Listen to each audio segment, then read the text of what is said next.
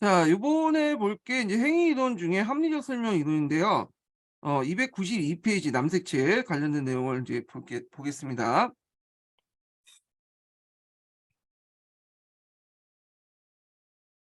자, 인간의 역사적 행위를 설명한다는 것은 어떠한 상황에 처한 역사적 행위자가 그런 행위를 하게 된 이유가 무엇인지 밝히는 것이다. 그러니까 이유는 이제 어떤 식으로 밝히냐면 목적, 상황, 수단과 관련된 것으로 이제 하는 거죠. 자, 그 이유를 파악하기 위해서 우리는 그 사회에 처했던 당시 상황을 먼저 알아야 되고, 더 나아가서 그런 결정을 하게 된 목적을 알아야 되겠죠. 그리고 이와 같은 행위자가 처해진 상황과 행위자의 목적과 사이 동기 및 행위자 행동 사이의 연결을 세우고, 이를 통해 행위자의 행동이 그 당시 상황에 합리적이었음을 밝히는 설명이 합리적 설명이라고 한다. 즉, 그 합리적 설명은 역사적 행위자의 행동이 합리적 이유에 따라서 시작됐으며, 그것이 그 당시의 상황에 적절한 것임을 밝히는 설명 방식이다. 자, 요 내용이 있고요. 그리고 이제 이 합리적 설명 이론을 이제 했던 것이 드레이죠. 그 드레이의 제시된 목록을 보면 A는 C 유형의 사항이 있다. 그리고 C 유형의 상황에서 할 수 있는 일은 S였다. 그러므로 A는 S 수행했다라는 거죠. 자, 요거 도식 외워두세요. 예전에 기출문제 예문에 나왔거든요. A는 의도와 목적을 갖고 있는 행위자죠. 그리고 상황이 있고, 그 A는 S를 수행할 것이라는 건 수단이죠. 예. 자, 이와 같이 합리적 설명의 목표는 어떤 역사적 행위가 어떤 법칙과 행해진 것보다는 일정한 이유 때문에 행해졌던 걸 보여주고 있다. 그러니까 법칙을 전제로 하는 게 아니라 이유를 했다. 이렇게 보시면 되죠. 자, 여기에서 행위의 이유를 밝힌다는 것은 행위자의 목표와 그 앞에 놓인 대안들 가운데 어느 하나의 대안을 선택의 동기 및 그 배경을 밝히는 것을 말한다. 또한 그것은 행위자의 선택이 그와 같은 상황에서 적절한 것이며 그가 마땅히 해야 할 임을 보여주는 것이다. 이때 행위자가 어떠한 행동을 선택한 이유는 어디까지나 행위자 관점에서 보는 거야. 그러니까 이제 제3자의 관점에서 보는 게 아니라 행위자 관점이야. 그러니까 우리가 보기에는 그 비합리적인 행위라고 해도 그 사람의 행위자 입장일 때는 합리적일 수가 있겠죠. 자, 그 어디까지 행위자의 관점에 볼 때 바람직한 이유여만 하며 그 행동의 적절성 여부는 어디까지나 그가 직면한 상황과 관련돼서 평가해야 된다. 따라서 현대인들이 볼 때는 이게 비합리적인 것으로 평가가 될 수 있는 역사 행위도 당시 상황과 행위자의 관점에서 바라볼 때는 그 합리적 행위라고 간주할 수 있다. 그래 갖고 인제 그 제시된 그 내용이 그 설명이 요거죠. 어 그 합리적 설명 관련된 내용인데, 그때 이제 뭐냐면 루이 14 세가 그 당시 네덜란드를 공격하고 있었어요. 그래서 오렌지공 얼령이 이제 그때 루이 14세 공격을 받고 싸우고 있었는데, 인제 거의 인제 루이 14 세가 원령을 인제 몰아세워 가지고 승리할 수 있었는데 갑자기 군대를 빼버렸어. 그러면 지금 입장 볼 때는 '아, 그 루이 14 세가 그냥 밀어붙였으면 이 네덜란드를 꿀꺽할 수 있었는데 왜 철수했냐?' 지금 볼 때는 상당히 비합리적인 거죠. 근데 루이 14세 입장은 또 합리적이었던 거야. 왜냐하면 그 당시에 인제 명예혁명이 일어났죠. 그 명예혁명이 일어났기 때문에 그 당시 이제 영국 위에서 그 오레진공 얼령과 메리를 이제 오라고 왕이 되고 했고, 그때 루이 14가 어떤 생각을 했냐면 만약에 그 오레지공 얼령이 영국에 건너갔으면 분명히 이제 제임스 2 세와 갈등을 해 갖고 싸워 가지고 자기들 영국하고 네덜란드 간의 싸움 때문에 어 혼란할 것이다. 그리고 이 틈을 넣어서 유럽 패권을 장악하고 내가 또 오렌지공 원룸이 없는 틈을 타서 네덜란드를 먹으면 되겠다. 이렇게 판단을 한 거야. 그러니까 이제 루이 14 세가 오렌지공 원룸이 넘어갈 때 얘가 이제 너무 공격을 하면 오렌지공 원룸이 이제 네덜란드 영국 건너가지 않을 거 아니에요. 그러니까 건너갈 수 있도록 좀 공격의 패턴을 좀 늦춘 거죠. 느슨하게. 그래서 오렌지공 원룸이 '아, 이 정도면 됐다.' 해 갖고 네덜란드는 자기 부하한테 맡기고 영국을 건너가서 왕이 됐던 건데, 의외로 결과가 터졌죠. 어떤 결과가 터졌어요? 제임스 2 세가 그 당시 얼령이 건너오니까 싸우지 않고 그냥 도망을 갔잖아. 명예혁명이 일어났죠. 그러니까 루이 14 세가 예상한 대로 되지는 못했던 거야. 그렇지만 우리는 이제 결과를 알고 있기 때문에 루이 14세 행동이 비합리적인 행동이라 볼 수 있겠지만 그 당시 루이 14세 입장을 볼 때는 자신이 가지고 있는 목적과 그 당시 상황과 수단을 볼 때는 그게 합리적인 행위였다는 거죠. 예. 요 관련된 설명 과정이 여기 이 부분에 있는 거예요. 자, 그래서 이제 현대인들의 관점을 볼 때는 설명이 할 때 위의 설명에서는 루이 14세 행위는 결국 합리적이고 간주할 수 없다. 그러나 합리적 설명의 관점을 볼 때는 루이 14세 행동은 그 당시 상황은 불합리한 게 아니죠. 나름대로 루이 14의 목적, 상황, 수단의 측면을 볼 때는 그가 어 판단했던 행위가 합리적이었던 거죠. 그래서 이 루이 14세 의사결정을 드레이의 합리적 설명 모델에 딱 공식화해 보면 목표, 상황, 그다음에 이런 고려할 대안들 그리고 수단을 이제 얘기하는 거죠. 자, 목표를 볼게요. 루이 14세는 원리원과 메리가 영국에 상륙했을 때 영국에 내란이 발생할 걸 예측했다. 그리고 영국 내란이 계속된 틈을 타서 유럽을 정복하려고 했다. 그래서 상황을 보면 영국 의회에서는 네덜란드 총독 월리언과 그의 부인이었던 메리를 공동으로 추대했다. 그 월리언과 메리는 영국 의회 요청을 받아들이려고 했다. 그러나 월리언과 메리는 네덜란드에 대한 프랑스의 군사적 압력 때문에 두려움을 하고 있었다.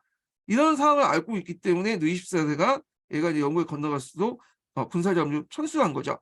루이 14세가 할 수 있는 일은 네덜란드의 군사적 압력을 철수하는 것이다. 그리고 루이 14세는 네덜란드에는 군사적 압력을 철수했는데 이렇게 철수해갖고 이제 원리엄이 건너오면 제임스 2세가 싸울 거 생각했는데 제임스 2세가 이제 도망쳐 간 거죠. 싸우지 않고. 그거는 이제 루이 14세는 훗날 뒤에 일이니까 예측을 못했던 건데 그 당시 상황에서는 그 사람이 나름대로 합리적인 행위를 했다는 거야. 자, 하여튼 합리적 설명의 관점을 볼 때는 행위자는 행동에 대한 결정을 내리기 전에 상황 속에 내포되어 있는 여러 가지 기회와 문제를 고려하게 되며 목적을 달성하게 된 가능한 대안 가운데 자신의 이익을 최대한 보장한 대안을 선택한다. 따라서 행위자는 행위를 설명하기 위해서는 그의 목적뿐만 아니라 그가 파악한 대안들과 그 대안의 하나하나를 이해 득실을 추가해야 된다. 그래서 가장 바람직한 대안이 무엇이며 그 다음에 실제로 선택한 대안이 무엇인지 검토해야 된다. 그러니까 여러 대안 가중에 자신이 목적과 맞는 상황과 목적과 상황에 맞는 대안을 선택해야 된다. 그거죠. 그래서 그 관련된 도식을 여기에다가 이제 언급돼 있죠. 이렇게. 그래서 앞에서 언급한 것처럼 드레이의 합리적 설명 이론은 간접론의 영향을 받긴 했지만 간접론과 다른 점이 있다고 했죠. 이렇게 도식화시켜서 설명해. 예. 물론 이 도식화라는 것이 포괄 법칙은 아니지만 이 낮은 단계 일반화 수준이거든요. 그래서 드레이의 합리적 설명은 이게 특징이다. 이렇게 보시면 될 것 같아요. 그래서 이 도식에 맞춰 가지고 인제 갑신정변의 계하당 행위 과정을 설명하면 먼저 이 도식 보면 목표의 진술, 배경 상황의 진술, 그리고 요 대안 행위의 추산, 각각 대안의 어떤 이제 계산을 한 다음에 그다음에 초안 결과를 검토하고 이렇게 있죠. 자, 그래서 이 내용을 보면 계하당은 사대당과 청해 세력을 축출하고 계하당이 중심이 된 자주독립 국가를 세우려는 뚜렷한 목적을 갖고 있다. 예. 그리고 그런데 당시에 청은 노골적인 간섭 정책, 사대당의 압력과 압박과 계하당의 세력 약화, 김옥균의 차관 도입 노력의 실패 등 일련의 사태로 인해서 계하당의 위기의식이 고조될 상황이 있었다. 그리고 요게 이제 대안을 이제 쭉 얘기하는 거야. 그러니까 여러 가지 대안이 나올 수가 있겠죠. 그래서 이게 이제 득실을 이제 계산하는 거야. 그래서 계하당이 선택할 수 있는 대안으로 크게 평화적인 방법과 무력적인 방법 두 가지가 있다. 그러나 사대당이 실권을 장악고 계하당이 거세하려는 움직임이 강화되어 평화적인 방법을 사용은 사실상 불가능했다. 반면에 청불전쟁이 발생으로 인한 청군 병력의 감축, 일본 공사의 계하당 지원 약속 등 계하당이 이제 전변을 일으킬 경우에 성공할 가능성이 높아졌기 때문에 그래서 결국 계하당은 무력을 동원하여 전변을 일으키는 방향으로 선하게 됐고 그래서 무력을 일으켜서 이제 전변을 일으킨 것은 수단이 되겠죠. 전변은. 그래서 이 수단을 수단을 선택했고 여러 대안 중에 이 무력을 위한 전변을 일으킨 수단을 선택했고 마침내 1884년 10월 17일 날 정변을 일으켰다. 뭐 이렇게 이제 하죠. 자, 그러면 이제 이러한 합리적 설명 방식에 대해 다음 같은 비판이 제기된다 있죠. 그래서 합리적 설명 이론에 대한 비판 관련된 내용인데 비판 관련된 내용은 어 예전에 시험 문제에 나오진 않았어요. 예. 나오진 않았고 뭐 그 합리 설명에 뭐 방점도 나오지도 않고 주로 이제 합리 설명 나오면 목적, 상하, 수단 관련된 그 도식 관련된 내용들만 주로 나왔거든요. 그렇지만 또 어떻게 될지 모르니까 한번 읽어 놓 보죠.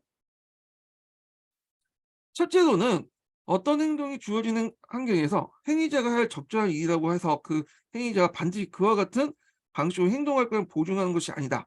왜냐하면 A와 같은 행위가 행위자가 해야 할 적절하고 합리적 행위에도 불구하고 실제 역사적 행위자는 B와 같이 행위를 할 가능성이 있다. 또한 역사적 행위자가 그 당시 상황에 비추어 보더라도 전혀 이해하기 어려운 비합리적 행위를 할 가능성이 있다.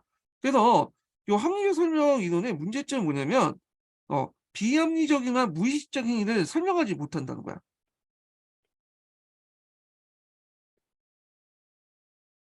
인간이 모두 목적상을 수단에 따라 합리적으로 설명한 행동한 건 아니죠. 비합리적인 것도 있고 무의식적으로 행동한 게 있잖아요. 그걸 설명을 제대로 못 해. 이건 아마 인제 요거 합리적 설명 이론이 간접론의 영향을 받은 측면도 있어요. 간접론에서는 인간을 어떻게 보냐면 '합리적 존재다.' 이렇게 보고 있거든요. 예. 그러다 보니까 간접론에서도 비합리적이고 무의식적 측면을 설명을 못 하거든요. 근데 이것도 마찬가지야. 예. 그래서 이런 문제점이 있고 두 번째로는 그 합리적 설명 목적이 뚜렷하거나 동기가 뚜렷한 사람들에게 어 개인적 행위에 적용할 수 있지만 목적과 동기가 정확하게 파악이 어려운 개인이나 개인적 행위나 집단적 행위에 적용되기 어렵다. 자, 이런 것들이 인제 문제점이라는 거죠.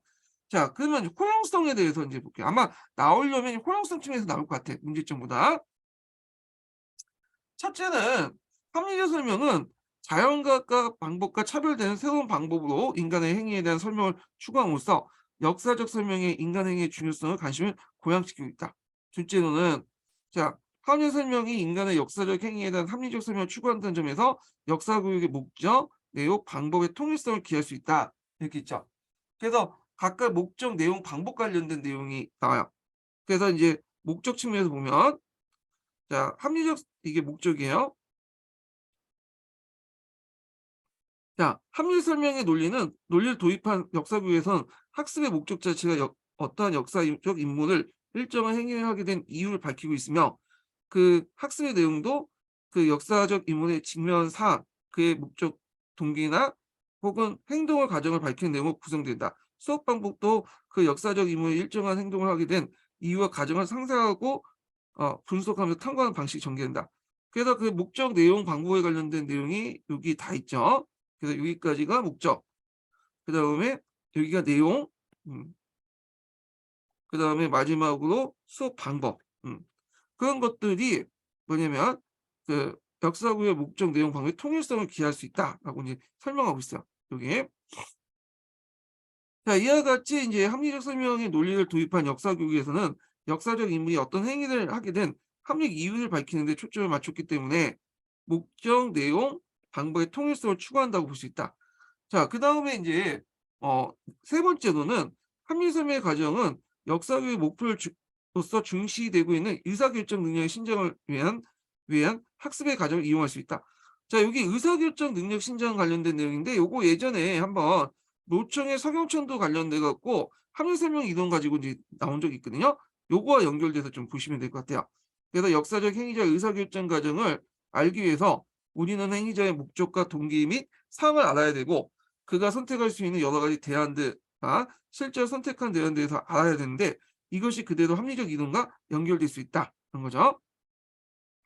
자, 그다음에 네 번째로는 합리적 설명의 과정은 그대로 역사 교육에서 인문학습 과정과 연결할 수 있다. 그래서 그 인문학습에서 행위결정 분석 모형이라고 있죠. 그 녹색 책에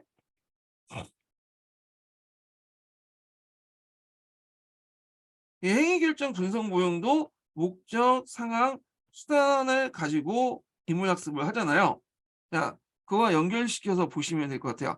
자, 오늘날 인문학습에서는 교사는 일방적인 주입을 통한 설명보다는 학생 스스로 역사적 인물이 그런 행위를 하게 된 동기나 목적, 상황을 분석적으로 고찰하는 행동을 중시한다. 자, 이런 행위결정 분석 방법은 그대로 합리적 설명 이론을 빌려 볼 수 있다. 특히 합리적 설명은 뚜렷한 목적을 가지고 의식적으로 행위하는 행위자의 행동을 잘 설명한다는 점에서 목적 의식이 분명한 역사적 인문에 대한 행위에 대한 학습에서 유용하다. 근데 이건 거꾸로 말하면 목적 의식이 분명하지 않은 그런 행위자들은 좀 힘들다는 것이. 어 목적 의식이 뭐냐면 분명하지 못하는 것은 그 사람이 합리적인 행위를 하지 않기 때문이죠. 그래서 비합리적이거나 그다음에 뭐 무의식적인 그런 행위를 하는 경우에는 목적 의식이 뚜렷하지 않잖아요. 그런 건 설명하지 못하는 거야. 그건 거꾸로 보면 양날의 그 칼처럼 그 뭐야 단점이 될 수 있겠죠. 예.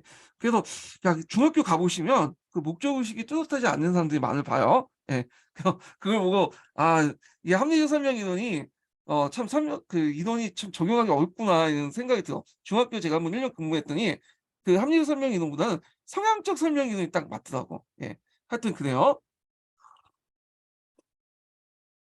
자 그다음에 이거 외에도 이 합리적 설명 관련된 내용이 인제 드레이론이 중간중간에 있어요. 뭐 그래서 한번 요거까지 한번 읽어 보고 넘어갈게요. 성향 이론 넘어갈게요. 그래서 인제 몇 페이지를 펴 보시냐면요. 어 이게 인제 178 페이지 펴 보세요. 이게 다른 파트에 있더라고요.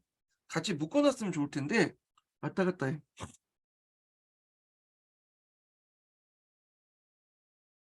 178 페이지 관련된 내용을 좀 보겠습니다. 음. 여기 드레이가 있는데 아마 인제 그 드레이와 관련된 내용이 인제 여기 이해 관련된 내용에서 언급한 것 같아. 이해가 뭐냐. 근데 우리는 뭐 그 철학적 논의까지는 필요 없고 드레이 내용만 볼게요. 자 드레이의 역사 이론은 역사의 탐구의 대상이 과거 인간 행위, 그것도 사회적 의미를 가지는 인간의 활동이라는 인식에서 출발한다. 자 역사가의 기본 과제는 그런 행동이 활동이 무엇인지를 밝히는 것, 즉 사실을 확정짓는 것이지만 이에 그치지 않고 한 걸음 더 나아가서 이를 이해하는 데 있다. 역사적 행위자의 어떤 신념과 목적에 비춰 그가 한 행위가 합리적이라고 했다는 걸 알 때 역사 이해는 이루어진다. 즉 역사 이해는 행위자의 동기와 믿음, 그가 한 행위 사이의 합리적 관계를 파악하는 것이다. 자 이를 위해서 역사적 행위는 행위자 관점에 봐야 된다. 앞에서 얘기한 것처럼 과거의 관점을 본 거죠. 지금 현재인의 관점이 아니라. 그래서 지금 입장에 볼 때는 비합리적이라도 그 당시엔 합리적일 수 있잖아요. 그리고 역사적 행위를 이해하는 것은 인간의 행위의 목적을 가진 것이기 때문에 가능하다. 인간은 어떤 행동을 할 때 어떤 정도 의식적으로 고려를 한다. 역사가가 재구성을 한 것도 이러한 고려다. 그래서 인제 물론 행위자가 충분히 고려하지 않고 행동하는 경우도 있다. 이는 역사가의 탐구 대상이다.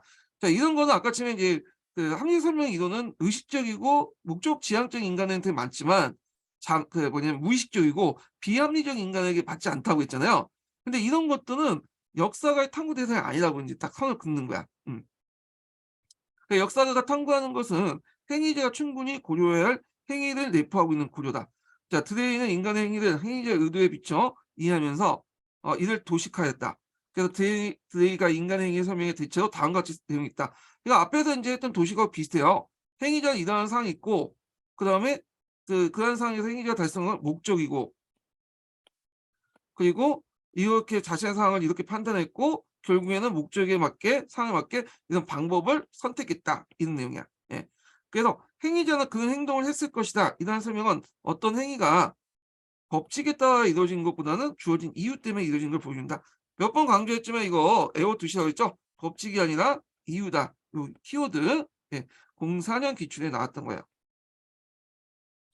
자, 그래서 드레이는 이런 식의 설명, 합리적 설명이 나온다.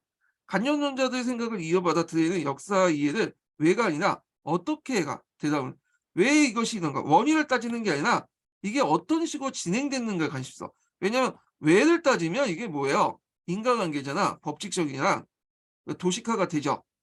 그런 것들은 다 뭐냐면 실증주의자들 설명 방식이야. 관념론자들이 제일 싫어했던 그 설명인데 어떻게라는 게 초점을 맞추면 물론 이유도 있겠지만 좀 어떻게 초점 맞추면 A라는 사람이 어떻게 해서 뭐 어떻게 해서 막 쭉 기술하잖아. 예. 여기에는 도식이나 어떤 설명이나 이런 것들이 필요 없죠. 따라서 이 사건이 일어날 수밖에 없는 이유를 보여주면 된다. 아. 자, 실제로 그 사건이 일어나지 않을 가능성을 없앰으로써 사건의 설명을 방식을 취한다. 합리적 설명은 인간의 행위의 원리를 보여주는 설명이다. 즉 상황이 보여주는 행위자의 관점이나 행위의 동기나 실제 행위사의 관계를 보여준다. 따라서 합리적 설명은 해석학적 관념으로서 설명이 아니라 이해다. 맥락을 통해서 판단을 하는 거지 어떤 보편적 법칙을 통해서 설명하는 것이 아니다. 이렇게 하는 거죠. 그래서 이제 우리가 보통 합리적 설명이라고 하지만 요때 설명은 좀 이해에 가깝다라고. 근데 이게 좀 주의할 거는 그렇다고 해서 합리적 설명이 아예 도식을 무시했냐? 아니죠. 이건 논란책이 나와요. 이거는 논란책이 어떻게 나냐면 어 낮은 단계의 일반은 받아들였더라고요. 그렇기 때문에 앞에서 인제 뭐냐면 여러 가지 이런 도식들이 나올 수 있는 거예요. 예. 그래서 그 드레이의 이론은 대충 인제 이렇게 표시를 하면 여기가 관념론이고 여기가 실증론이라면 여기 딱 중간이죠. 예. 그러면 요게 좀 가까워. 관념론에. 요게. 그렇지만 그렇다고 해서 관념론과 동일하게 볼 수는 없다라는 거예요. 예. 그래서 요건 노란책하고 같이 읽어 보시면 이제 이해가 되는데 여기에서는 그냥 요기 측면에서 좀 부각돼서 얘기하는데 요 정도 있다고 보시면 돼요, 요 선에서. 자, 그다음에 인제 요 부분이 있고 또 어디에 있냐면 또 이게 좀 넘어가야 되는데 예. 드레이 이론이 어 그 드레이 이론이 잠깐만요. 166 페이지 보세요. 이 드레이 이론보다는 나이트하고 마틴 이론이 다른데 드레이 이론의 영향을 받은 거거든요. 그래서 요것도 좀 볼게요. 166 페이지. 또 앞으로 넘어가야 돼.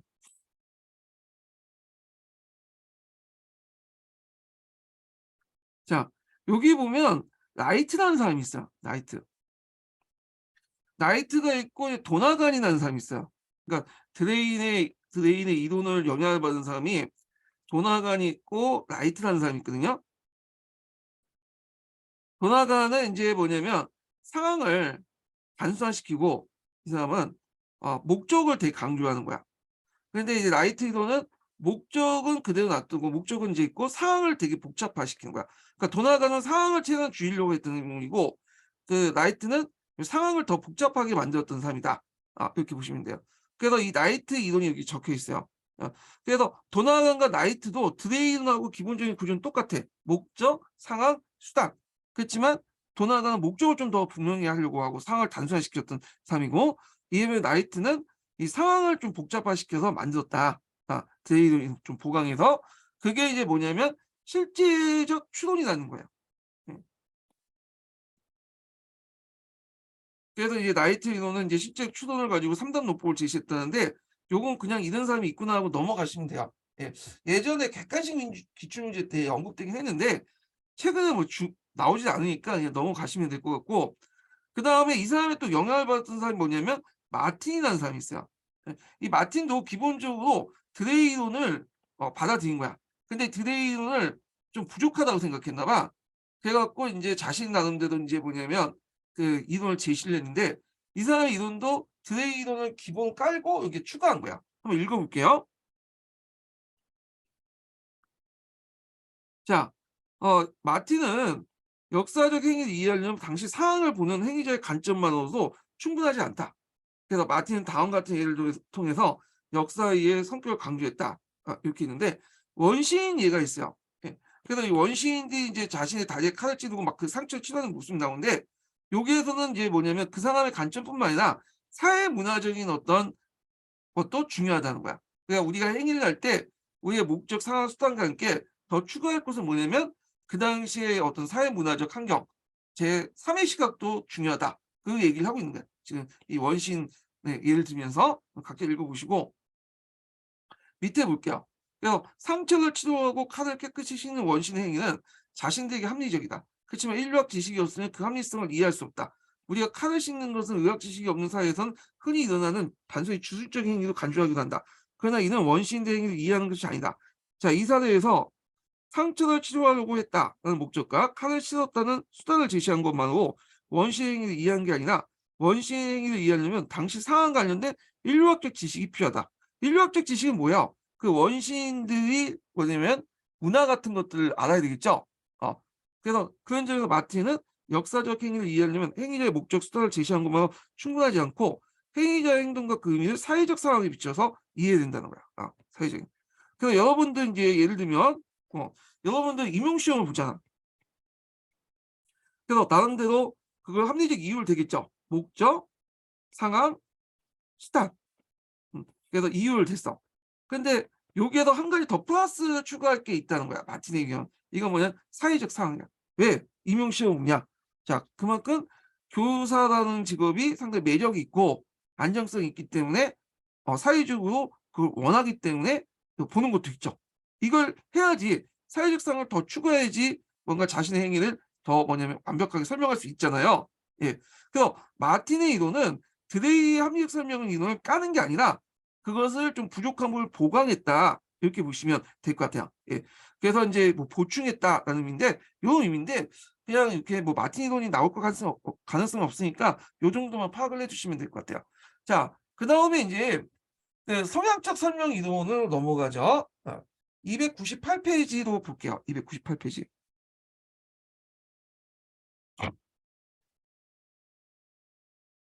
자, 298 페이지 보면 인과적 설명이네.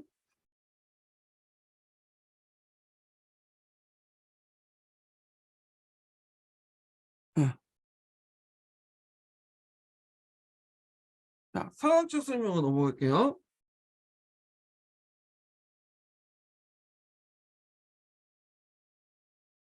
자, 유리가 돌을 맞았을 때 왜 깨어진가를 질문 받을 때 우리는 보통 유리는 깨어지기 쉽기 때문이라는 거죠. 이건 일종의 유리의 성향을 얘기하죠.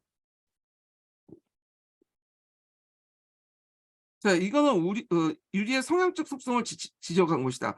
자, 이와 같이 어떤 물체의 성향적 속성을 지적함으로써 그 물체의 변화를 설명한 것을 라일이 성향적 설명으로 불렸다. 참고로 이 라일은 역사학자가 아니라 과학철학자예요. 과학철학자. 과학철학자는 과학적 방법론이나 이런 것들 제시한 사람들 말을 하거든요. 자, 개인적 행위와 관련된 성향적 설명은 개인의 신념, 가치, 태도, 개성, 성격적 특징들 등 그가 평소 갖고 있는 일반적 성향을 근거로 개인의 어떤 결정이나 행위를 설명하는 방식이다. 자, 여기에서 개인적 행위와 관련된 그 성향적 설명은 누구의 설명이겠어요? 요거는 햄펠보다는 앞에서 얘기한 것처럼 가디너 이론이에요. 햄펠은 요걸 이제 집단적 성향으로 바뀌었던 거고요. 일반화 강화시키기 위해서. 그래서 여기 보면 예컨대 권력욕, 명예욕, 정복욕 등의 성향을 가진 행위자들에게 일반적으로 나타나는 행동 유형을 보고 그들의 행위를 추론 또는 설명한 방식을 성향적 설명이다. 이렇게 있죠. 여기에 권력욕이니 명예욕이니 정복욕이니 이거 단어 좀 외워두세요. 이거 예전에 코어테스 관련된 문제 때 이 코어테스의 행위를 성향 이론에 맞춰 갖고 설명해라 할 때 그 사람의 성향을 지칭하는 것을 쓸 때 두 가지를 써오겠거든요. 그래서 그 사람 코어테스는 어 남미를 정복했다. 왜냐하면 코어테스는 권력욕이 강한 사람이기 때문에. 코어테스는 남미를 정복했다. 왜냐하면 코어테스는 명예욕이 강하기 때문에, 정복욕이 강하기 때문에 두 가지 쓰는 그 내용이 있었어요. 그래서 하여튼 그 예문 좀 파악을 해주시고, 자, 이러한 설명 방식은 인간의 행위의 의식적 목적의 동기 같은 합리적 이유보다는 특정한 방향으로 행동하려는 인간 자체의 성향에 의해서 결정된다는 인식에 근거를 둔 거다. 요때 성향이라는 것은 뒤에도 있지만 뭐예요? 어, 그 뭐냐면 인간의 어떤 의향, 믿음, 태도, 개성 같은 지금까지 쭉 보였던 이제 것을 얘기하는 거죠. 자, 일반화를 시킬 수 있죠. 이건요. 성향적 설명은 개인이나 집단의 성향이 내포된 어떤 규칙성을 전제하는 점에서 어느 한 개인 혹은 집단의 성향에 대한 일반화를 시도도 간주할 수 있다. 자, 예를 들어서 디즈니는 야심적이다라는 진술은 디즈니의 개인의 성향에 대한 일반화다. 자, 이러한 일반은 만일 디즈니가 지도자의 위치에 오를 수 있는 기회를 만든다면 그는 그것을 놓치지 않을 것이다. 형태 일반을 확대할 수 있다. 그리고 더 나아가서 야심적인 정치가들은 지도자의 위치에 오를 수 있는 기회를 만난다면 그들은 그러한 기회를 놓치지 않을 것이다라는 식으로 정치가 일반화에 대한 성향적 법칙을 발전할 수 있다. 자, 요 앞에서 얘기한 것처럼 이제 개인의 그 성향적 설명 가디너가 제시했지만 가디너 이론은 개인만 얘기한 거야. 그걸 좀 더 일반화시키면 그 개인뿐만 아니라 그런 성향을 가진 사람들 묶어서 설명을 해야겠죠. 이걸 이제 논한책은 징후징술이라고 좀 하거든요. 좀 어렵게. 일반적 성향 이런 그래서 이제 어떤 특정한 성향을 묶어서 성향들을 가진 사람들을 묶어서 이렇게 얘기하는 걸 징후징수야. 이 징수는 한 가지 사례뿐만 아니라 여러 사례를 묶어 설명하기 때문에 일반화 가능하죠. 그래서 이걸 뭐냐면 체계화시킨 사람이 햄펠이에요. 햄펠은 개인뿐만 아니라 개인 성향뿐만 아니라 개인 상황들을 묶어 가지고 일종의 일반화시켰다. 이렇게 보시면 돼요. 집단적으로 이런 내용들을 좀 보시면 되고 자, 햄펠의 선합적 설명은 과학적 설명의 자격을 얻기 위해선 인간 성향에 대해 일반 법칙을 도입해서 성향적 설명의 미비한 점을 보충해야 되는 중요했다. 여기에서 성향적 설명의 미비한 점은 누구의 설명이었어요? 앞에서 영한 가디너죠. 가디너는 한 사람만 얘기했잖아, 개인. 그 개인을 묶어가지고 이런 성향들을 가지고 있는 사람들을 묶어서 징후징수 기술을 한 다음에 아, 그래서 이런 사람들은 이런 특징을 갖고 있다 해서 일반화시킨 거죠. 그래서 즉 어떤 사람들이 왜 그런 행동을 했는가를 설명할 때 단순히 그 사람이 그런 성향을 가지고 있다는 식으로 설명 부족하고 요게 이제 징후징수이죠. 그러한 성향을 가진 사람은 누구나 그와 같은 상황에 처하면 그런 식으로 행동한다 해서 일반 법칙을 통했죠. 그래서 한 사람뿐만 아니라 이런 성향을 가지고 있는 사람 해가지고 복수로 처리됐죠. 그래서 일반화시켰다 이렇게 보시면 돼요. 자, 이와 같이 단순한 성향적 진술에 인간의 성향에 대한 일반 법칙을 첨가함으로써 그 설명을 과학적 설명과 별 차이 없게 만들었다. 자, 그다음에 그 밑에 이제 단락을 보는데 거기에 보면 누이 14세의 이제 그 배우자 궁전과 관련된 내용이 나오는데 자, 요 관련된 예문은 예전에 한번 기출에 나왔어요. 그 예문 자체가 성향적 설명 문제 나올 때.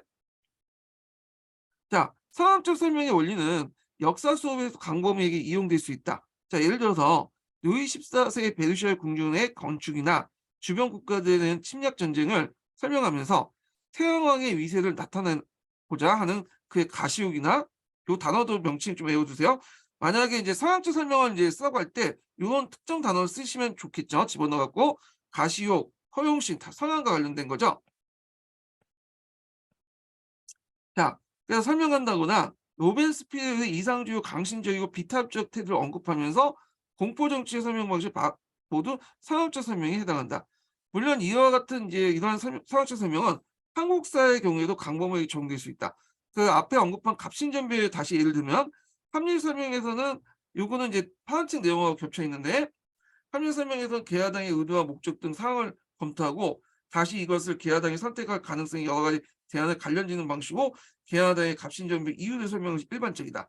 자, 그러나 성향적 설명에서는 개야당이나 개야당의 중심 인물들이 가장 가진 성향에 맞춰서 개야당이 갑신전배 일으킨 이유를 설명하게 된다. 그리하여 개야당의 중심 인물들이 성급한 유혹을 가진 급진적 성향의 청년들이었다. 같은 개야당 중심 인물의 성향을 주목하면서 설명하게 된다.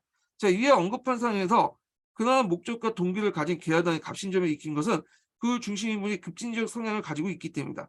그런데 성향적 설명은 개인이나 집단적 성향을 지적하는 데 그치지 않고 그러한 성향을 인간의 보편적 성향과 일반화시키는 거죠. 징후징수를 하는 거죠.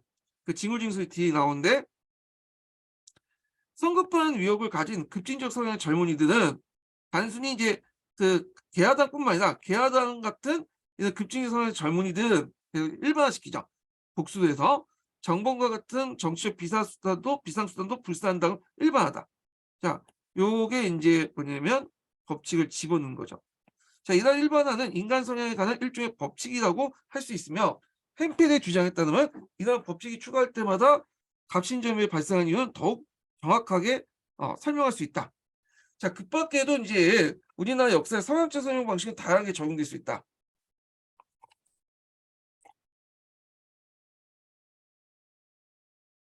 자, 예를 들어서 대항임에 일어난 사건들을 개화파와 척사파의 대립과 갈등을 중시로 설명한 방식이나 해방 이후에 전개되었던 정치적 활동을 자익세력과 우익세력으로 나누어 설명하는 방식. 이와 같은 특정한 역사적 인물이나 집단적 행위를 설명할 때 그 개인 혹은 집단의 성향으로부터 나타나는 행동 유형을 가지고 그들의 행위의 결과를 추론할 수 있고 또 그것을 설명할 수 있는 것이다. 그래서 어떤 정책 사항이 주어지면 열린우리당이 민주당이죠. 민주당하고 국민의힘이 반응이 달라지잖아요. 예.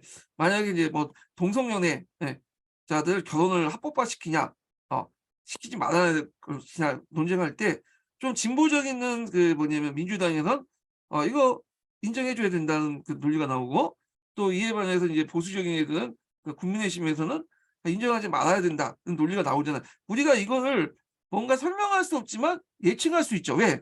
예전부터 그런 성향들을 보였기 때문에 우리가 쉽게 예측할 수 있잖아요. 이런 말은 뭐냐면 우리 현대사회 보면 좌익과 우익 간의 갈등이 많잖아. 진보와 보수 간의 갈등이 많고 이런 것들을 뭐냐면 우리는 예측할 수 있죠. 좀 성역적 설명 이론을 통해서 설명하는 게 훨씬 더 효율적이죠. 합리적 설명 이론보다 그들의 성향을 분석해서 앞날의 정책 방향이 되는 것들을 판단하고 예측할 수 있다. 이렇게 보시면 될 것 같아요. 자, 이러한 성향적 설명은 학생들에게 인간의 역사적 행위가 합리적이고 의도적인 목적이나 동기뿐만 아니라 무의식적인 습관이나 태도 혹은 개인적 성격적 특징에 의해서 된다는 사실을 상기시켜 주고 이와 같은 인간의 또 다른 요소에 관심을 갖게 해 준다. 이건 이제부터 이러한 것들은 이제 성향적 설명의 장점이 나오겠죠. 여기부터 장점.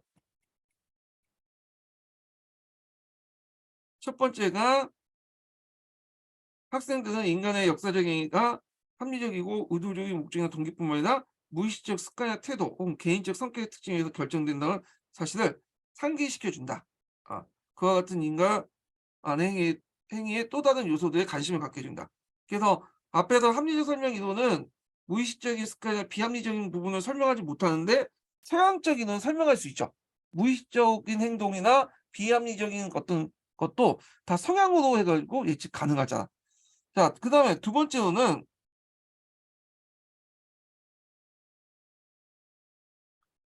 인간 행동은 그가 속한 사회의 관습이나 규범 혹은 정통에 의해서는 큰 영향을 받았다는 사실을 인식시켜 준다. 세 번째로는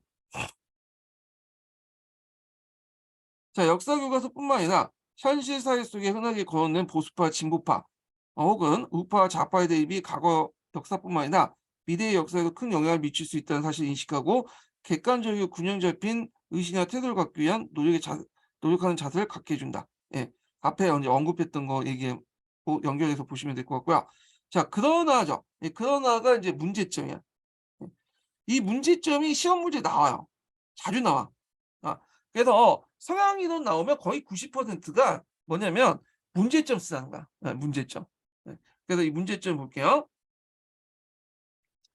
자, 여기 첫 번째 문제점은 성향 이론 자체가 인간의 가치관이나 태도 혹은 성격 성격적 특징에는 일정한 패턴이 있다고 가정하고 법칙이 있다고 가정하고 인간의 어떤 역사적인 행위를 지나치게 도식화하는 데 문제가 있다. 그래서 인간의 행위는 개인의 성향을 포함해서 또 여러 복합적 작용에 결정된다. 어. 그래서 인제 하나의 도식이 아니라 여러 이유로 이제 할 수 있다는 거죠. 여러 이유로. 두 번째로는 자, 일정한 성향이 가지고 있다 할지라도 언제나 그런 성향에 따라 행동하는 것이 아니라 시기와 장소에 따라 얼마든지 다른 행동을 보여줄 수 있다. 그래서 예를 들어서 내가 인제 군대를 갔는데 성격이 진짜 개빡해요. 어. 근데 군대 가서 이제 고참이 몇 마디 하면 내 개팍한 성격을 이제 드러낼 수가 없죠. 군대라는 어떤 상황 속에. 예. 그래서 어떤 상황에 따라서 성향도 달라질 수 있고 그다음에 내가 어떤 여자를 인제 만나서 그 여자의 호감을 표하려고 하는데 내 성격이 개팍해. 그러면 그 개팍한 성격을 드러내면 내 목적을 달성할 수 없잖아요. 그러니까 목적에 따라서 내 성격을 죽일 수도 있죠. 그 목적과 상황에 따라서 인간의 성격이 성향이 잘 드러내지 않을 수도 있단 말이에요. 자, 그래서 이제 보면 사람은 때때로 주변 상황의 요구나 개인의 반성적 심에 의해서 자신의 성향에 맞지 않는 행동을 할 수 있다. 않는 행동을 할 수 있다. 예를 들어 급진적인 성향을 가진 정치가가 여론의 압력 때문에 보수적인 정책을 채택하는 경우가 그런 것이다. 자, 그러므로 수업 시간에 성향적 설명을 도입할 때는 이러한 문제점을 충분히 고려하여 적절한 수준에서 이용해야 된다. 이렇게 했는데 이러한 문제점이 뭐야? 두 가지가 있죠. 첫 번째로는 앞에서 인간의 행위는 도식화시킬 수 없다. 변수가 많다는 거, 변수가. 예. 그다음에 두 번째로는 성향에 따라서 행동하지 않는다. 오히려 상황이나 목적에 따라서 인간의 행위가 달라질 수 있다. 이런 것들을 이제 유념해서 수업에 적절히 이용해야 된다. 뭐 이런 내용을 얘기하고 있어요. 그래서 이 문제점 관련된 내용을 꼭 기억을 해두세요. 두 가지. 이 부분을 항상 그 문제 보시면 이 두 가지 문제점 써놨는 내용이야. 거의 성향이동 나오면. 예. 그래서 이런 것도 이제 파악을 해두시면 될 것 같고요. 자, 그래서 이제 이렇게 해서 이제 한번 그 행위이론과 관련된 내용을 봤어요. 행위이론은 좀 자세히 보려면 노란책을 보시면 제일 좋아요. 노란책 아주 자세히 적혀 있는데 굳이 뭐 노란책까지 볼 필요 없을 것 같긴 한데 혹시 이제 더 관심 있다 그러면 노란책을 보시면 될 것 같고요. 자, 그러면 이제 또 이제 넘어가서 이제 볼 게 뭐냐면 음 역사적 사고와 관련된 내용을 이제 좀 볼게요. 역사적 사고. 그 이제 피아제 이론하고 또 연결돼서 인제 얘기를 할 거거든요. 그래서 역사의 사고 얘기한 다음에 피아제 인지 발달 이론 그리고 그 내러티브 이론 요렇게 인제 좀 하고 그다음에 이제 역사 사고로 넘어가는데 하여튼 역사 사고의 전반의 특징 관련된 얘기고 그 피아제 인지 이론 나오고 영역 고유 인지 이론 이런 식으로 넘어갈게요. 자 여기는 이제 남색 책하고 파란 책에서 저거 이제 많이 나와요. 특히 인지 이론 같은 경우에는 파란 책 내용이 좀 잘 돼 있어요. 이 구성주의는 이 파란 책밖에 또 없고 그리고 이제 내러티브 같은 경우에는 이제 그 남색 책에도 나와 있겠는데 내러티브를 좀 보려면 갈색 책을 좀 봐야 돼요. 갈색 책을. 예. 그래서 요번에 이제 내러티브 나왔잖아요. 첫 걸음에 나온 것도 있고 갈색 책에 있는 내용도 나온 것도 있거든요. 이 갈색 책을 좀 제대로 이해하고 넘어가야지 첫 걸음을 부분을 이해할 수 있는 부분들이 많아. 아 그래 갖고 여기는 이제 갈색 책도 좀 많이 읽을 거야. 중간중간에. 제가 그래서 강동 목록표에 보면 거기에다 인제 순서 쭉 적어 놨죠. 그 순서에 따라서 이제 계속 진행이 될 테니까 그걸 보면서 이제 파악을 하기도 하죠. 예. 자, 그럼 몇 페이지 펴 보시냐면요. 307 페이지 펴 보세요. 307 페이지. 역사적 사고의 성격 관련된 부분을 보겠습니다.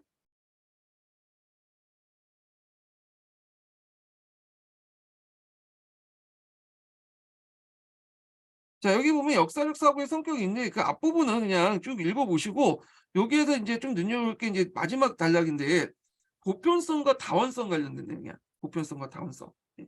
그래서 요거 예전에 공군형 기출문제에 그 비교하라고 예전에 한번 시험 문제 나온 적이 있어요. 그래서 요거 이제 읽기 전에 전반적으로 비교 풀어 가지고 좀 약간 보고 나서 넘어가기도 하죠. 예. 자, 요거 인제 역사적 사고 관련된 그 넘어가기 전에 거기에서 이 논의가 일어나거든요. 그래서 그 도식을 이제 좀 한번 시켜 봤어요, 제가. 예. 그래서 여기 보면 보통 일반성을 강조하는 입장과 역사적 사고의 독자성을 강조하는 사람들 이렇게 볼 수 있어요. 다원론자라고 또 하는데 일반성은 여러분도 알다시피 이 피아제 이론을 이제 받아들이자는 이론이고 여기는 피아제 이론을 받아들이지 않는 사람들이죠. 그래서 이제 피아제 이론을 받아들이는 사람들이 계보를 보면 이 사람을 영역 중립 이론이라고 하잖아요. 그 피아제 이론은 역사과뿐만 아니라 사회과, 과학과 뭐 다른 과도 받아들이자 마냐는 논의가 있었어. 그래서 이런 사람들은 일반성을 가지고 강조하는데 이걸 영역 중립 이론이라 해요. 그러면 역사과에서 이제 영역 중립 이론자들은 누구 있어요? 피아제 이론을 받은 필과 할렘이 있죠. 그래서 그걸 묶어서 피아제 필할렘 모델이라고 해요. 논리적 사고를 강조를 하는 거고 그다음에 인제 피아제 이론을 받아들이는데 각 교과별로 역사과에서 인제 독자성을 강조하는 것처럼 각 교과별로 또 뭐냐면 독자성을 강조하는 사람이 있어. 가위바위보 교과는 사고는 독자적이다. 영역론자, 다원론자라고 하는 사람들인데 여기 역사과에서는 인제 관념론자들이 인제 그 대표적인 사람이고 여기에 이어받아서 영역 고유인지론자들 등장하죠. 이 영역 고유인지론자가 영역 중립론자 대립 관계에 있었고요. 얘네들이 인제 제시한 그러니까 이제 피아제 이론에 대항해서 제시한 사고방식이 시험에 자주 나온 인진적 사고, 직관적 사고, 내러티브 이론 이런 것들이죠. 그래서 이렇게 피아제 이론을 받아들이자는 일반론자와 보편론자와 그다음에 그 피아제 이론을 거부하고 각 교과의 특징을 강조하고 있는 영역론자 간의 어떤 대립이 일어나니까 요 왈츠라는 사람이 여기 딱 해 갖고 어 종합을 하자. 서로 대립하지 말고 각각의 특징을 조합하자. 이게 이제 총체성이거든요, 총체성. 그래서 그 당시 와츠는 이제 뒤에 얘기했지만 합리적 사고와 연합적 사고를 해 가지고 제시를 하면서 그 삐아제 이론하고 그다음에 여기 어 그 영역론자의 의견을 또 동시에 받아들였어요. 예. 그래서 인제 요거는 뒤에 좀 남색식 할 때 좀 강조를 하고요. 그래서 인제 일반론자하고 이 뭐냐면 어 여기 영역론자 의 어떤 다툼 이런 것들이 각 교과에서 일어나는데 여기에는 우리는 역사과니까 역사과 중심으로 한번 정리를 좀 해 보고 넘어가죠. 일단 제가 정리표를 이렇게 만들어 봤거든요. 요게 이제 09년 기출문제 나왔기 때문에 한번 얘기를 하는 거예요.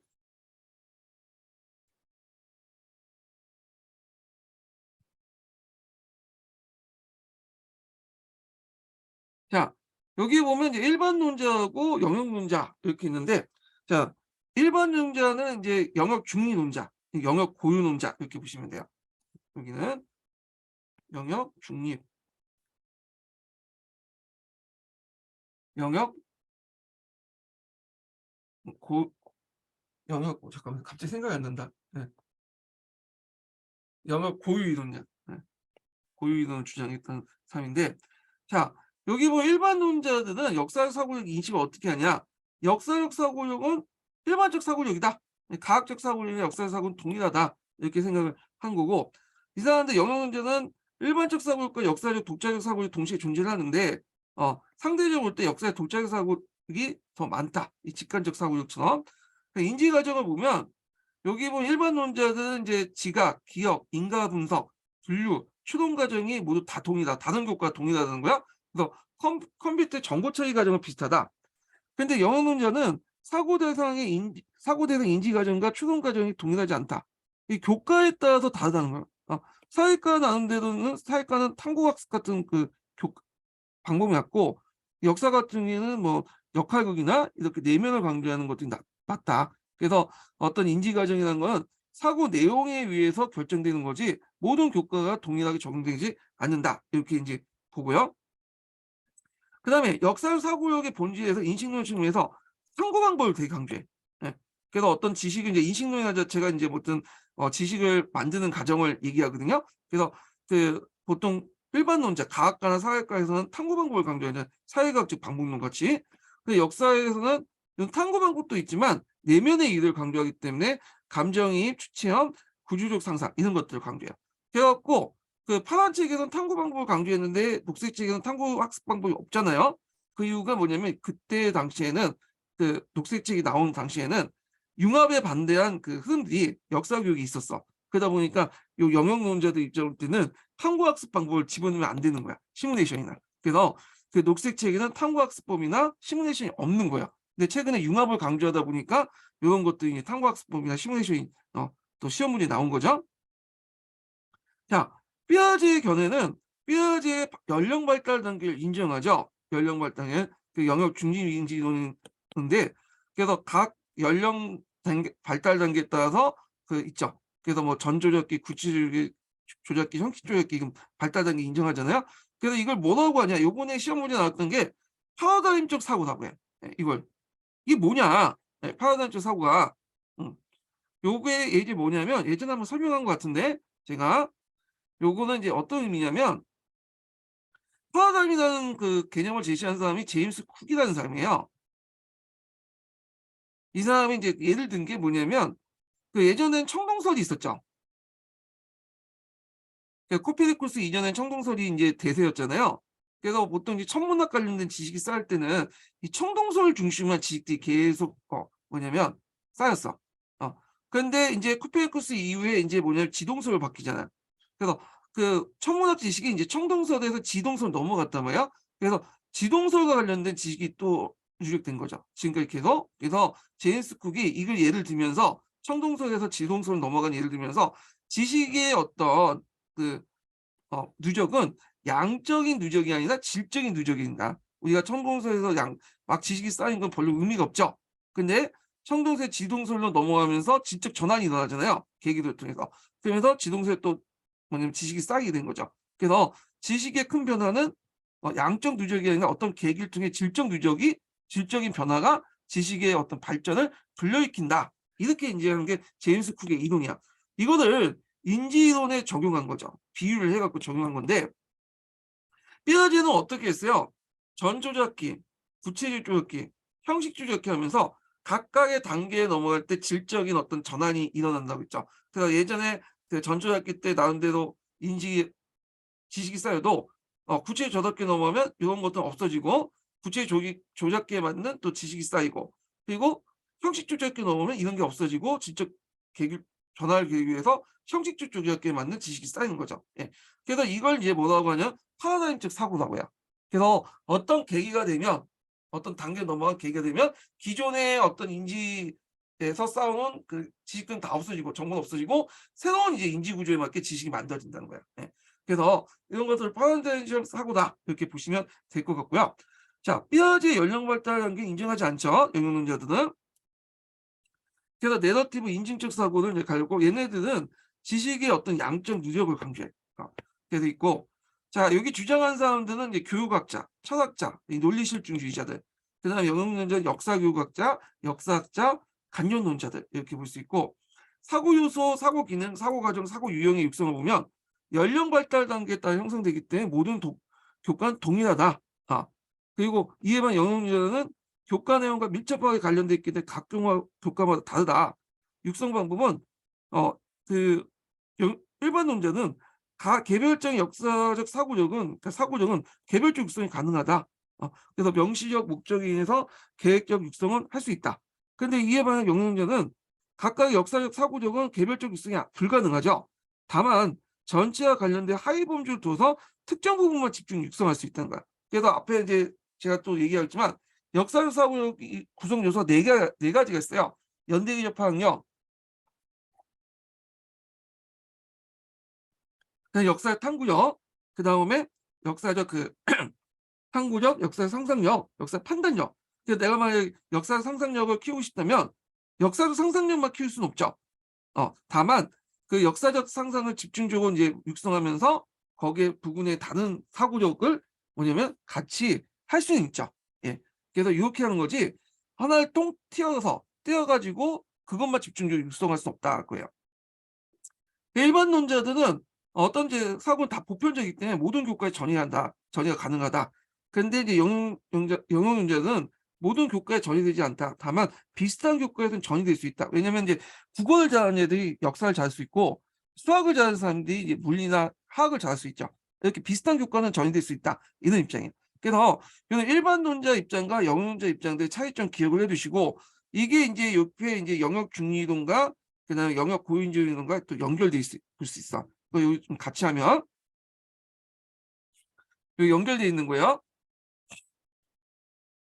이거는 제가 파란 책에 있는 내용을 가지고 이제 좀 정리를 해본 건데, 자 영역 중립 인지론자들은 역사의식이 이제 볼 때 역대 역사의식이 사고의 발달 원인이에요. 사고의 발달을 연령에 따라 인지구조의 발전을 보고 있어. 그래서 심리적 역사의식이라고 하고 있고, 자 역역 고인지론자들은 역사의 내용과 구조, 원리를 얼마나 많이 하느냐, 그 역사의식이 발달된다, 사고력이 발달된다고 이제 보고 있어. 그래서 발단이라고 됐네. 자, 하여튼 사회적 역사 인식을 한다는 거죠. 그래서 심리적 역사 인식의 대표적인 사람은 사이토 이론이고, 예. 그다음에 사회적 역사 인식의 이제 대표적인 루젠이라는 사람이죠. 요 사람도 둘 다 기초에 나왔는데 최근에 요 사람이 두 번 더 좀 약간 많이 나왔죠. 그리고 영역 고유인지론자는 역사적 사고력을 어떻게 보냐면 가설 영역적 사고 방식을 보고 형식적 조작기에 제일 발달됐다고 보고 있거든요. 그러면 역사과의 형식적 조작기는 주로 어느 때요? 주로 이제 중고등학교 때라고 이제 볼 수가 있죠. 중고등학교 때. 그런데 영역군 인지하는 가르치는 방법만 달리하면 초등학교든 중학교든 고등학교든 모두 가르칠 수 있다. 적정한 교육식이 없다. 모든 시기가 가능하다는 거야. 그리고 교육 내용 조직은 얘들은 발달 단계에 따라서 그 내용을 조직해야 된다. 이렇게 주장한 반면 영역군 인지하는 학습의 계열성과 학문의 구조를 바탕으로 해야 된다. 이렇게 주장하고 있고, 자 영역군 인지론들은 구성주의 인지론을 제시해요. 네. 그리고 구성주의는 이제 이건 나중에 설명했지만 영역 중립 인지론자들이 주장하기도 했지만 이 영역 고유 인지론자도 요 구성주의를 받아들이거든요. 예. 이건 뒤에 좀 얘기할게요. 그리고 인제 영역 중립 인준원은 파라다임적 사고 요번에 기초에 나왔던 거죠. 앞에 설명했죠. 그래서 지식의 발전은 양적 누적이 아니라 어떤 계기를 통해 질적 전환을 통해서 이루어진다. 그래서 각 연령 단계에 따라 발달 단계에 따라서 질적 전환에 따라서 인지 구조나 지식의 구조가 바뀌게 된다. 이런 논리가 파라다임적 사고죠. 그다음 영역 고연제는 내러티브를 강조하고 내러티브는 서술 형식이기도 하고 인지 이론이기도 하고 뭐 여러 가지 있어요. 예, 이건 좀 나중에 얘기하고 그다음에 교육 과정에서는 인제 영역 중립 인준화는 발달 교육 과정, 이 연령 발달 단계에 따라서 자연 속의 습득과 인지적 능력을 바탕으로 한 거고 영역 고유 인준화는 인제 뭐냐면 학습의 계열성, 학문의 구조 조직을 강조하다 보니까 학교 커리큘럼에 맞춰서 해야 된다. 그러니까 계열성에서는 이게 뭐냐면 되게 영역 중립 인준원자들은 환경학대법을 중요하죠. 심리적 계열성. 예. 나성형 교육 과정 이렇게 있는데 요 나성형 교육 과정은 이 브루노의 지식의 구조를 바탕으로 했는데 문제는 파란책은 브루노의 지식의 구조를 마치 인제 읽어보시면 알겠지만 나중에 영역 중립 인지 이론처럼 피아제 이론처럼 이렇게 영향하고 피아제와 관련된 것처럼 얘기를 하고 있어요. 근데 나서형 그 교육 과정에서 인제 주장하는 브루노의 이론은 이거는 교육학에서 어 영역 중립 이론과 그다음에 영역 고유 이론 뒤에 합쳐 놓은 거야. 예. 그래서 요거는 사회적 그 계열성과 심리적 계열성이 같이 있거든요. 예. 그런데 이제 문제는 그러니까 심리적 계열성과 논리적 계열성이 같이 있는 거예요. 고유성과 논리적 계열성, 심리적 계열성 같이 있는 건데 그 파란 책에는 요것만 강조하거든요. 요런 측면만. 예. 그래서 하여튼 뭐 시험 문제는 어떻게 나올지 모르는데 어 제가 일단은 파란 책 기준으로 이렇게 정리를 해 놨어요, 제가요. 자, 그래서 인제 이렇게 해서 한번 어 그 역사 사고 논쟁을 이제 살펴보기 전에 제가 인제 이렇게 일반 논자와 다원 논자 관련된 내용을 한번 정리를 해 봤고요. 그러면 인제 남색책 강독을 이제 이어가 볼게요. 자, 여기에서 인제 보편론자하고 다원론자 간의 역사적 사고의 성격이 무엇인가 가지고 논쟁이 일어나잖아요. 그래서 요 관련된 내용 마지막 단락을 좀 볼게요. 자, 보편론자는 자, 요때 보편론자는 주로 누구였어요? 피아제 이론을 이제 받아들인 거죠. 그래서 모든 교과는 동일하다. 네. 이런 논리예요. 그래서 보편론자들은 인간의 인지 과정은 누구나 이게 동일하며 지각이나 그 기억, 인가 분석, 분류, 추론 과정도 동일하다고 생각했다. 자, 이들은 인간의 사고를 논리적 형식에 따라 진전되는 컴퓨터 정보 처리 과정에 비유한다. 자, 이 경우 사고의 과정은 사고의 내용과 무관하다. 자, 사고의 내용과 무관하다는 건 뭘까요? 그거는 교과 내용에 상관없이 모든 그 교과가 다 동일하다는 뜻이야. 그러니까 우리가 역사과에서 특별하게 뭐 과학과와 다른 그런 그 뭐냐면 사고 구조를 가지고 있지 않다. 뭐 이런 거와 이제 비슷한 거죠. 자, 무관하면 동일하게 이루어진다고 본다. 이에 반해서 이제 각 교과의 어떤 특징을 강조하는 사람들을 다원론자라고 하죠. 이 사람들은 뼈아제 이론을 받아들이지 않고 있는 사람들이고요. 자, 다원론자들은 사람에 따라 그리고 사고 대상에 따라 어 인지 과정이나 추론 과정이 동일하지 않다고 본다. 자, 이들은 인간의 사고를 각 지식의 영역의 특정한 지식 체계에 따른 것으로 보거나 마음의 본질적인 점의 의미를 구성하는 것으로 그 성격이 다양하다고 본다. 예를 들어서 이제 역사과 같은 경우에 내면을 강조하기 때문에 뭐 역할극 이런 것들, 감정이입 이런 것들을 강조하는 거고 그다음에 사회과 같은 경우에는 어떤 외적인 형상들을 강조하기 때문에 탐구학습법 이렇게 이제 연결되는 거고 이렇게 볼 수 있는 거죠. 그래서 사고 내용은 사고 저기 그 해당 대상의 내용과 연결돼 있는 거야. 예. 그 인간의 사고는 논리학 형식에 따른 사고와 구별되는 특성을 가지며 사고 내용이 의존적이다. 보편적인 게 아니라는 거죠. 자, 역사적 사고에 대해서도 앞에서 이게 인제 일반론자, 다원론자 얘기했지만 요거는 범교과적인 차원에서 이루어졌고 역사과 안에서도 또 일반론자, 다원론자도 있어요. 그 내용 볼게요.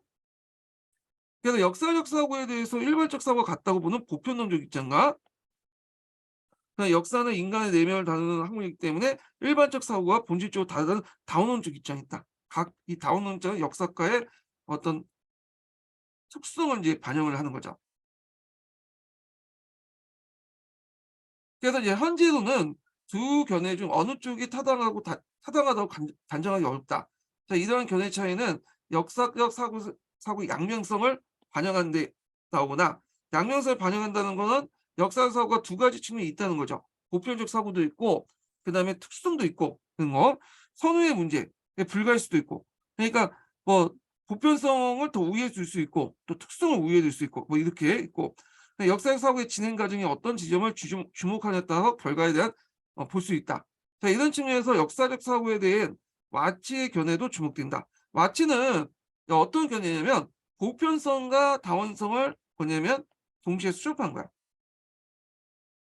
그래서 삐아제 이론과 삐아제 이론이 아닌 것들은 다 봤다고 보면 돼요. 종합했다고 보시면 돼요.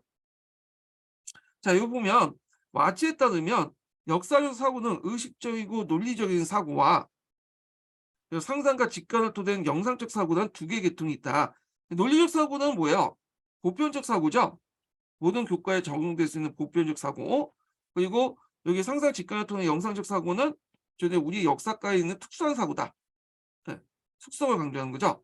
이게 동시에 작동한다는 거야. 그래서 여기 보면 이제 의식적 사고가 이제 영상적 사고인데, 먼저 의식적 사고를 볼게요. 자, 의식적 논리적 사고는 삐아제 사고 논리를 따르고, 요게 보편성 삐아제 이론을 받아들인다고 했잖아요. 그래서 삐아제 사고 논리를 따르며 영상적 사고는 상상, 직관, 창조성 요소를 설명된 사고를 따른다. 삐아제 이론과 반대되는 사고죠. 예. 이렇게 이제 보시면 될 것 같고. 자, 이러한 주장은 아동이든 성인이든 대부분 인지 과정은 이미지와 개념을 동시에 혼합하는 성격을 가진 데 근거를 두고 있다. 이미지는 주로 뭐냐면 영상적 사고, 그다음 개념은 의식적 사고, 이렇게 있잖아. 어떤 사고 방식이든 어떤 개념을 얘기하면 그 개념 속에 이미지가 떠오르잖아요. 포상되잖아요. 이건과 연결돼서 보시면 돼요. 요거 이제 넘어가기 전에 두 번째 인증번호 알려드릴게요. 두 번째 인증번호는 99번입니다. 예. 두 번째 인증번호 99번입니다.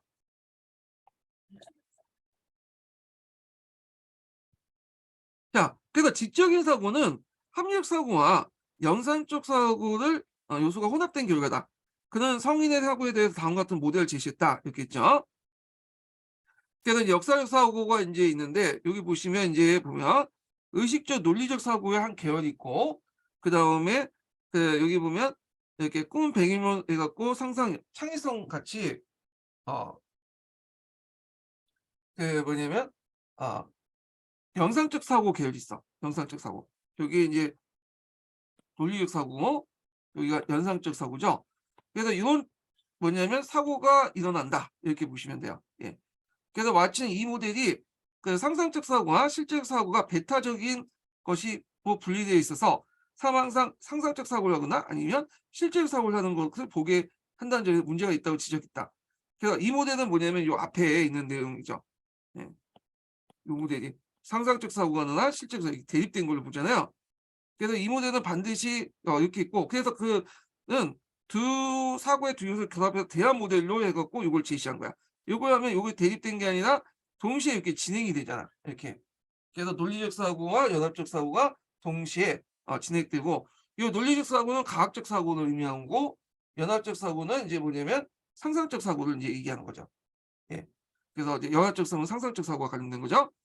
그러니까 이 모델에 따르면 역사적 사고는 초보적인 지각, 인지활동에서 출발한다. 초보적 인지활동, 논리적 사고 공유로 단계별로 진행되고, 이렇게 단계가 쭉 있죠. 논리적 사고, 감각, 운동적 사고, 구체적 조작, 형식 조작, 의식적 분리적 사고, 판단 이렇게 있죠.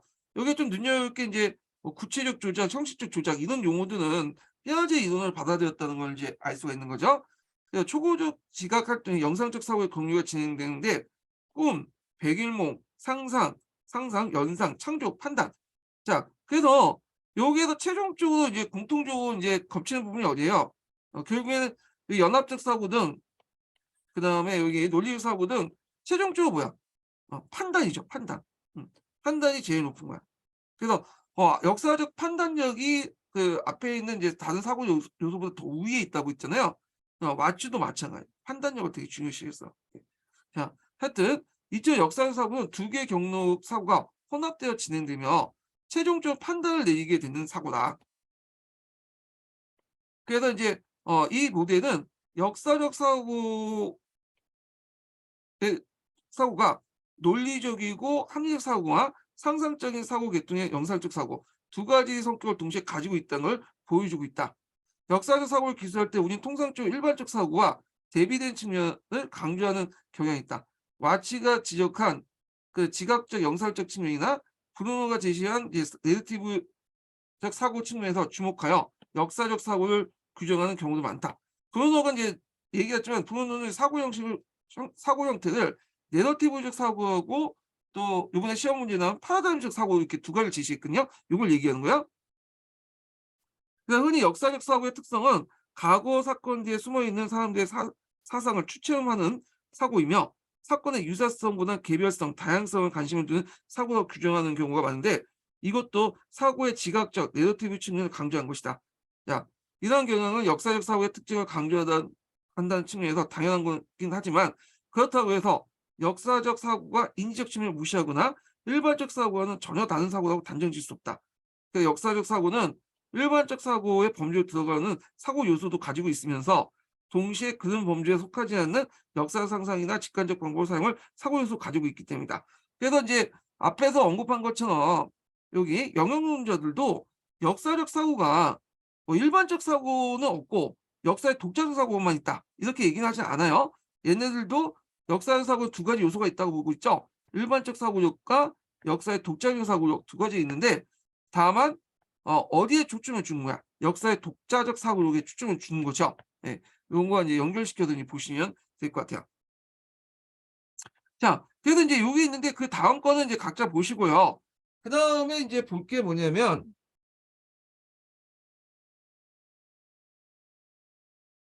그 역사 사고와 관련된 내용이 있고 그다음에 피아제 인지 발달 이론 관련된 내용 볼게요.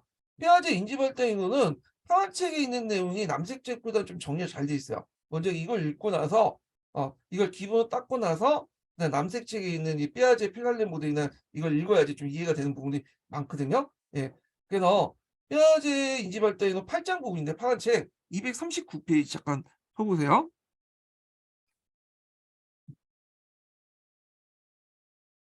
자 239 페이지에 보면 여기 삐아제 인지 발달론 관련된 내용이 있거든요. 예. 그래 갖고 인제 요 부분인데 요거는 좀 쉬었다가 진행을 하겠습니다. 예.